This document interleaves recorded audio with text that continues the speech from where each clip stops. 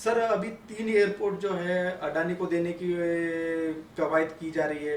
उसके साथ साथ में 35 पीएसयू जो है वो उसका प्राइवेटाइजेशन अभी आने वाले भविष्य में होने जा रहा है। तो बीजेपी गवर्नमेंट ये सारा जो पब्लिक सेक्टर उसको प्राइवेटाइजेशन कर रहा है, तो ये किस तरह से उनका पूंजीपतियों के साथ साठगांठ आप देख रहे हैं? इसमें मैं कहूँगा ये मेक इन इंडिया है।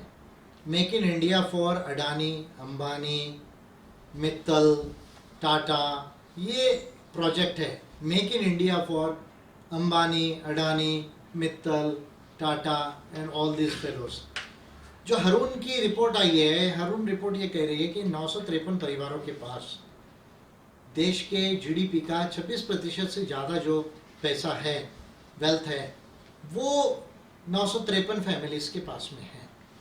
अगर total net worth of the country को देखा जाए तो नेटवर्थ ऑफ द कंट्री का कैलकुलेशन लगभग 13 ट्रिलियन जो है डॉलर्स है इंडिया का। अगर उसका बाइफर्केशन करें कि कितने परसेंट लोगों के पास क्या है तो एक अलग आंकड़ा आएगा। लेकिन तिरुवनंतपुरम, गुवाहाटी और जयपुर, ये जो 3 एयरपोर्ट्स है उसको अडानी को देने का निर्णय सरकार ले रही है। फिर 35 पब्लिक सेक्टर एंटरप्राइजेस जो है उसको प्राइवेटाइज करना चाह रही है। ये बात स्पष्ट है कि मोदी सरकार जो पब्लिक सेक्टर एंटरप्राइजेस है, जो गवर्नमेंट एंटरप्राइजेस है, उसको धीरे धीरे जो है ये 10-20 फैमिलीज को जो है वो भारत में देना चाहती है, ताकि उनसे चुनाव में पैसा ले सके और जो है इलेक्शन जीत कर रूल कर सके। और कॉम्पिटिटिव बिडिंग को ना करते हुए जो गवर्नमेंट के अंदर में, एयरपोर्ट अथॉरिटी ऑफ इंडिया के अंदर में जो एयरपोर्ट्स है उसको स्ट्रेंथन ना करते हुए, उसको इम्प्रूव ना करते हुए इस तरह का एक तरफा का निर्णय जो है वो लेना, और वो भी कोरोना बंदी के अंदर में लेना, ये बात स्पष्ट करती है कि भाई मोदी सरकार जो है वो ये 20-30 परिवारों को जो है वो फेवर कर रही है। और पब्लिक सेक्टर एंटरप्राइजेस को प्राइवेटाइज करने के पीछे दूसरा सबसे बड़ा मकसद है। क्या दूसरा सबसे बड़ा मकसद है?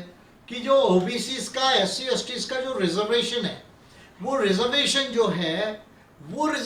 जो है ऑटोमेटिकली जैसे 51% डिसइन्वेस्टमेंट हो जाएगा पब्लिक सेक्टर एंटरप्राइजेस में, तो जो है वो रिजर्वेशन का जो है वो उसमें प्रोविजन नहीं रहेगा, वो सीएजी के ऑडिट के बाहर चले जाएंगे। तो ये दूसरा सबसे बड़ा बेसिक मकसद है कि रिजर्वेशन को जो है उसमें से डाइल्यूट कर दिया जाए, और जितना गवर्नमेंट के पास में पब्लिक सेक्टर एंटरप्राइजेज जो लोगों के टैक्सेस से जो है वो बनी है, उसको 20-30 परिवारों को ट्रांसफर किया जाए, और फिर उनसे बीजेपी के लिए बैकडोर से जो है पैसा लेके चुनाव के लिए जो है वो पैसा लिया जाए। ये जो है एक हाथ से देकर दूसरे हाथ से पैसा लेने का और रिजर्वेशन को डाइल्यूट करने का make in India for Ambani, Adani, Mittal and Tata, ये जो है इसका ये प्रोजेक्ट है। और मैं समझता हूँ कि जब तक बीजेपी गवर्नमेंट रहेगी वो ये काम करते रहेगी। इसलिए बीजेपी को हराना देश में ये एकमात्र जो है इसका समाधान है, और बिहार चुनाव से इसकी शुरुआत होनी चाहिए, ये मेरा स्पष्ट मत है।